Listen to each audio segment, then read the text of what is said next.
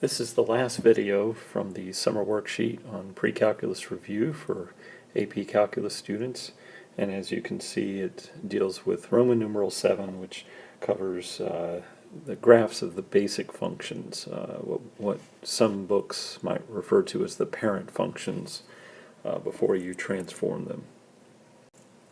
It is suggested in the instructions that you play a little game where you try to sketch the graph of each function and then check it with your calculator. And I encourage you to do that. This video just kind of provides some extra information about how you can organize the different graphs.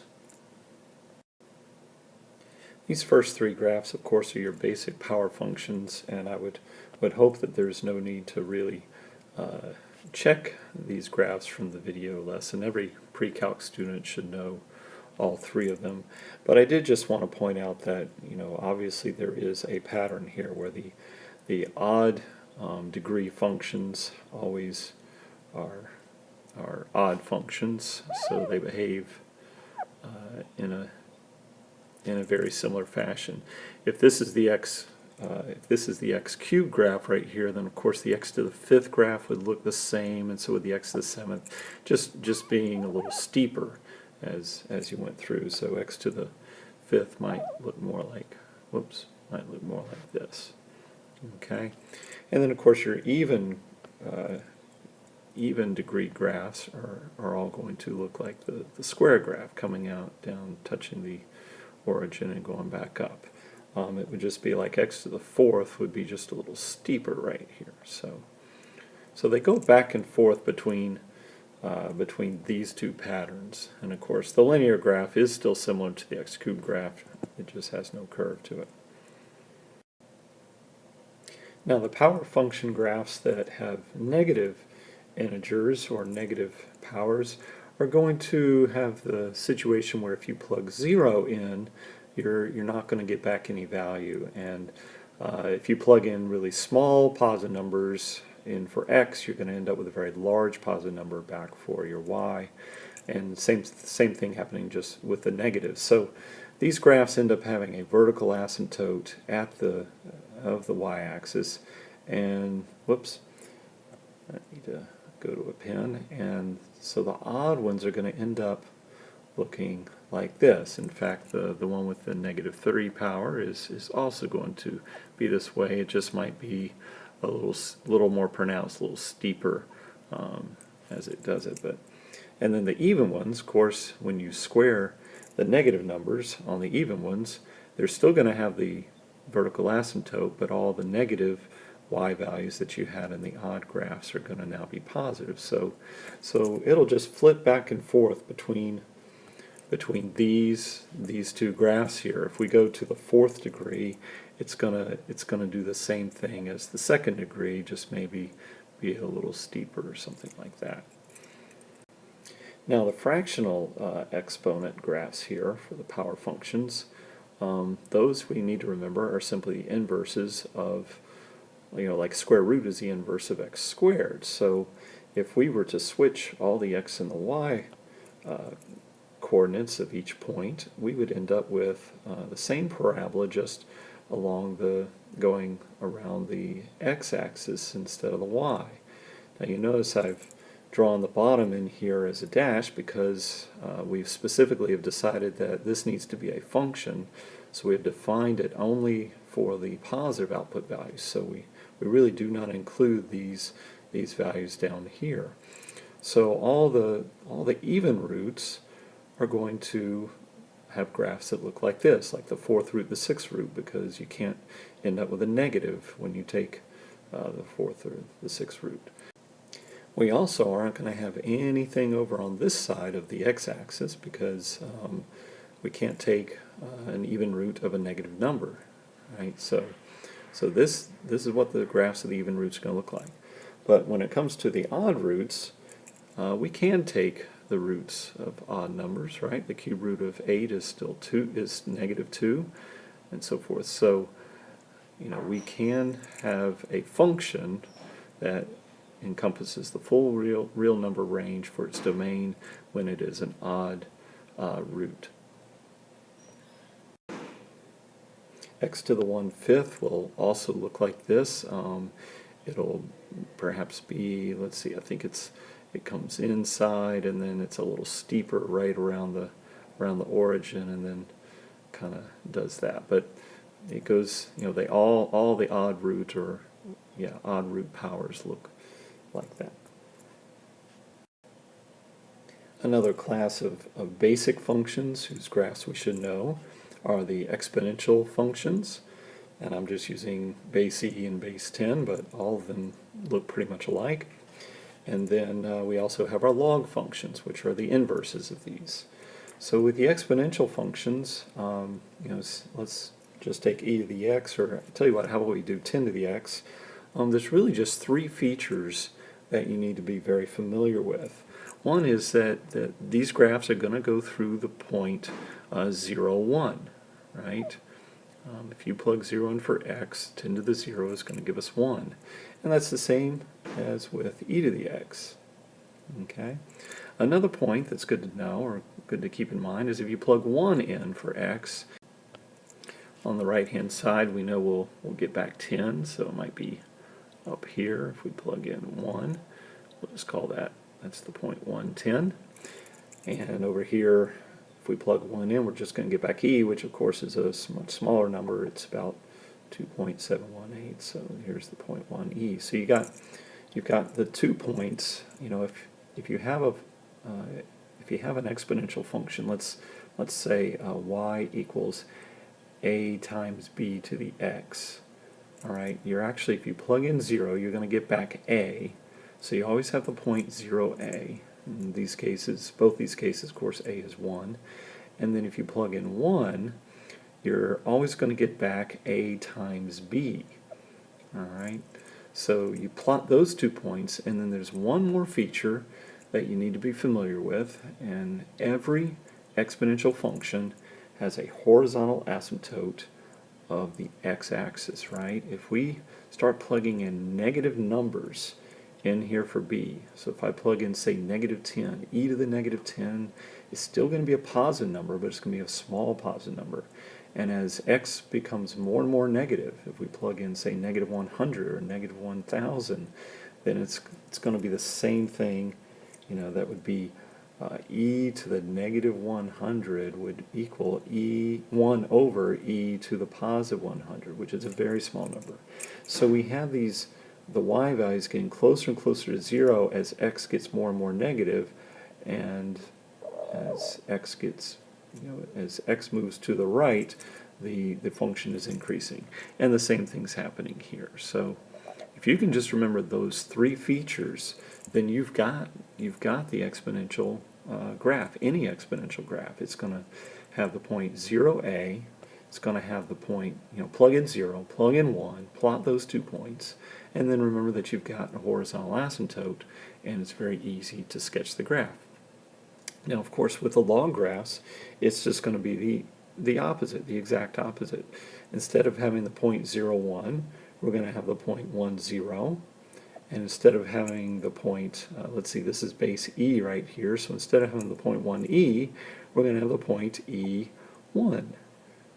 All right, and then instead of having a horizontal asymptote of x equals 0, we're going to have a vertical asymptote of y equals 0. So our graph has to come up and intersect 1, 0, and then go through 1e, and then it's heading on. Okay. Keep in mind there's no horizontal asymptote to the log graph, just like there's no vertical asymptote for the exponential graph. So I really use the fact that I know the exponential graph really well, and I know how to get an inverse. That's how I can very quickly get the log graph. All right, and then of course we can do the same thing over here. It's going through the point 1, 0, and it's also going through the point, say, 10, 1, way out here. So there's 10, 1. And then we have a vertical asymptote, so this graph's a little flatter, but it still never has a horizontal asymptote. Just one more thing about these graphs. You may have heard that exponential graphs are some of the fastest growing graphs there are, and that is true. for the very same reason that the exponential grows so fast or gets steeper in the vertical direction, the log graph is one of the slowest growing graphs. All right, it gets steeper in the horizontal direction, which means that it grows very slowly as x gets large. The last of the basic graphs that we should really be familiar with from pre-calculus are the trig graphs. And most importantly, of course, are the sine and the cosine graphs. You should be very familiar with the fact that both of them simply have this wave action, right? The shape of both graphs is the basic wave. So all you really have to figure out now is what happens with each of the graphs at the origin or at the y-axis, and then just also remember some, like how high and low does it go, and how long does it take before it completes a cycle. So with the sine curve, let's, easy thing to do, let's just plug 0 in for x, and we know from the unit circle, we think about it, that this on the unit circle, the y-coordinate at an angle value of 0 gives us back 0, right? Keep in mind that the x-coordinate here, the x is your angle, right? It's not the x, it's not the same as the x on the unit circle, all right? Here on the unit circle, we have the x-coordinate, the y-coordinate of the point, and then we also have the theta value of the angle, all right? Well, theta on the unit circle, that's a theta. Theta on the unit circle is the same thing as the x on the graph. Sometimes that's a little hard for students to wrap their heads around. All right, so we know that the sine curve has to go through the origin, and then the other thing to remember is that as the angle on the unit circle gets bigger, the sine values become larger positive numbers. So that would mean that as the x value on the graph gets bigger, then the y values have to become positive numbers, all right, which means that the graph is going to be increasing through the origin. So let me see if I can sketch this well. All right, that's not too bad. And so the only other features we need to keep in mind is we need to mark that the highest that the graph goes is 1, and the lowest the graph goes is -1. And then it's also important to mark what some of the x values are. So the most important one is to figure out what is the x value after one cycle. And we know that before we start repeating our cycle on the unit circle, our angle has to go from 0 all the way through the 2 pi. So the period of this regular sine graph is 2 pi. And then I talk to my pre-calc students a whole lot about being able to divide the cycle up into fourths. So it's important to know that if that's 2 pi, then halfway happens right here, that's at pi. My graph's a little asymmetrical there. And then halfway between 0 and pi, we know is where we reach a peak, and that would be at pi over 2. And now it's important to be able to count, because we also want to know where this value is sometimes, where the lowest value is. So every fourth is a pi over 2. So we have one pi over 2, 2 pi over 2, which is the same thing as pi, and then we have 3 pi over 2 right there. All right. Now, of course, pretty much the cosine is the same thing. We just need to remember, how does the cosine intersect the y-axis? And if we go back to our unit circle and look at it when the angle is 0, we know our cosine is +1. So that tells us that the cosine starts up here at the top, right, at the peak where the +1 is. And that means it must go down from there and then cycle back like that. Okay. And as I'm doing this, I'm thinking, one thing that's nice to remember also is that the cosine is an even function, right?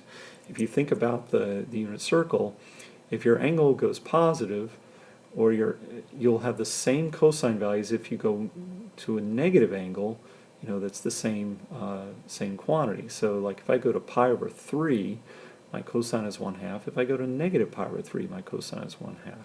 And that gives us this even nature of the curve. Whereas the sine graph, as you're looking here, yes, that one is an odd function. All right, sine is odd, cosine is even. Okay, then let's see. Let's just finish filling this in. We know it goes as low as -1, and then once again our complete cycle happens at 2 pi. So now the low in the cosine is at pi, and then halfway from there you have an x-intercept is at pi over 2. Once again we'll count. We got 1 pi over 2, 2 pi over 2.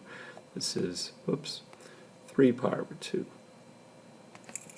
Okay? So if you understand these two graphs, really important to understand these two basic graphs, then the other trig graphs are a lot easier to get. Let's take a look at those. Coming out of a pre-calculus class, you should already be familiar with the fact that the basic tangent curves look like this. They almost look like cubics, but they do have vertical asymptotes. Okay, and then the cotangent is doing the same thing, but it is decreasing. All right, so being familiar with that means all we really need to figure out is where are these vertical asymptotes on the graph. Okay, and when it comes to tangent and cotangent, or even secant and cosecant, the way you find the vertical asymptotes is by expressing the functions in terms of sine or cosine. Right? So if I write y equals sine x divided by cosine x for tangent, then I know that the vertical asymptotes are going to happen whenever the cosine is 0. So it's important that I understand how to determine the cosine graph in order to figure out where those asymptotes are for tangents. So I'm just going to lightly sketch my cosine graph, using a dashed line like that. All right, I can go into the negative side too. All right, and all I'm really interested in, I mean, I know this is 2 pi, but what I'm really interested in are where we intersect the x-axis. So if that's 2 pi and this is pi, then I know this is happening at pi over 2, this is happening at 3 pi over 2, and of course we have these. This will be at -pi over 2, and so forth. So that is where my vertical asymptotes are, so I'm just going to go ahead and draw those in. Alright, and we could keep going, but now that I know what the basic shape is, I know the break in the curve has to happen, at the x-axis unless there's some kind of vertical shift on. So I'm just going to come up, cause the break, and go up like that. And then do the same thing right through the origin, and then another one here through pi, and so forth. So there's our tangent curve. And of course, let's see, this is happening here at -pi with the symmetry. Tangent, of course, is also an odd function. As far as the cotangent is concerned, you've probably already guessed it. We just need to think about the fact that it's cosine over sine. So I'm going to lightly sketch the sine curve, which I know goes to the origin. Not a great job there, but we'll make do. This is at 2 pi, so this is at pi, and this would be at -pi. Of course, we have a vertical asymptote at 0 also, so vertical asymptote here at -pi, one at 0, one at pi, 1 at 2 pi, and then I just need to remember that the cotangent curve decreases with that same basic shape, so it's just going to be coming down like this through the x-axis. And then if we want to identify where our x-intercepts are, then of course we're halfway between our asymptotes, so this would be at -pi over 2, and this would be at +pi over 2. And over here, this would be at 3 pi over 2. Let's see how we can do the same thing with the secant and the cosecant. And when it comes to the secant and cosecant graphs, being a pre-calc student, you should know that the shape of those graphs they look kind of like parabolas, but they do have vertical asymptotes. So you've got, I call them opposing horseshoes in my pre-calc classes. So, the curves basically do this. A horseshoe up top, and then a horseshoe on the bottom, and then one up top, flip-flopping back and forth. All right, so if we go back to our equations, we know that secant is 1 over cosine x. All right, so we're going to lightly sketch the cosine curve like that. I'm just using a dash graph. I always say use a dash graph on these so that we know the difference between the graph you are really trying to sketch and the one you're just using to help you sketch it. All right, and then we know that, let's see, 2 pi is right here, so pi is halfway here, and here is pi over 2, and then 1 pi over 2, 2 pi over 2, 3 pi over 2. So once again, we have our vertical asymptotes happening at the pi over 2's, the 3 pi over 2's, all that, and then all we have to do to sketch our curve is decide where the horseshoes go.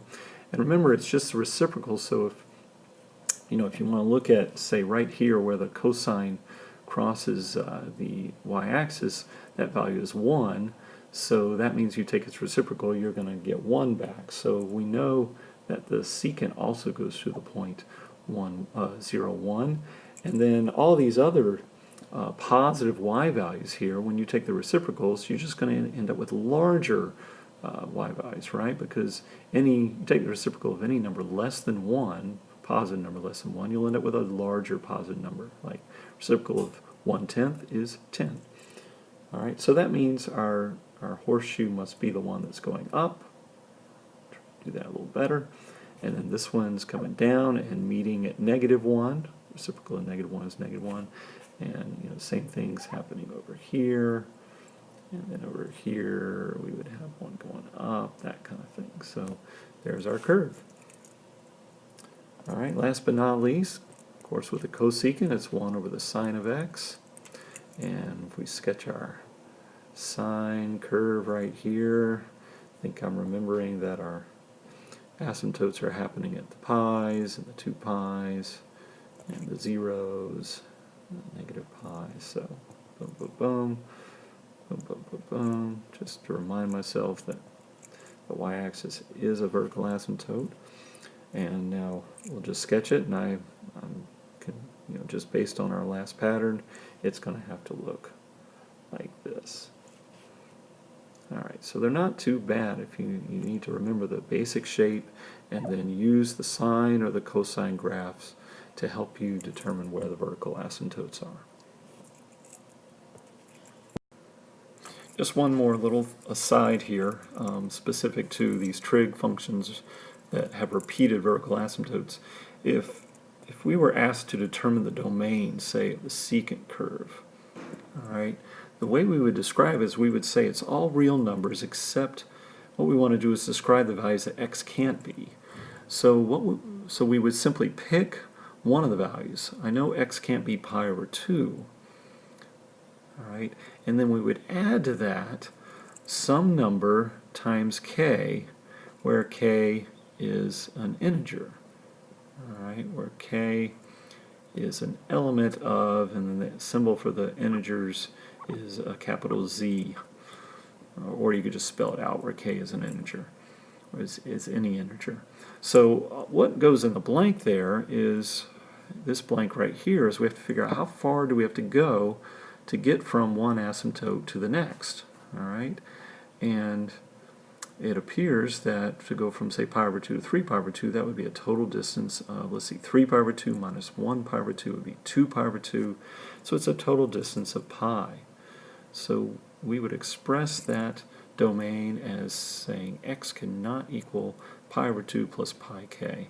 I just bring that up because that notation is something you should be familiar with from Precalculus, and we can use it to describe a lot of phenomena that repeat over and over again. As far as the range is concerned on that graph, that might be a little easier. The range is simply going to go from, say, negative infinity, it goes all the way up to -1, and we do want to include the -1, and then we say or, because these are disjoint sets, we pick up, we don't have any values between -1 and +1, nothing in here, no y values, but then we pick it up at 1 again, right, and we go all the way to infinity. Okay. Another symbol for OR, we could have used the union symbol to represent that. And of course here I'm using interval notation, which is, I think, sometimes the easiest way to describe things like range or sets with range and so forth. Alright, well that'll do it for these 3 videos. I hope they've been helpful to help you review some of the important basics from Precalculus.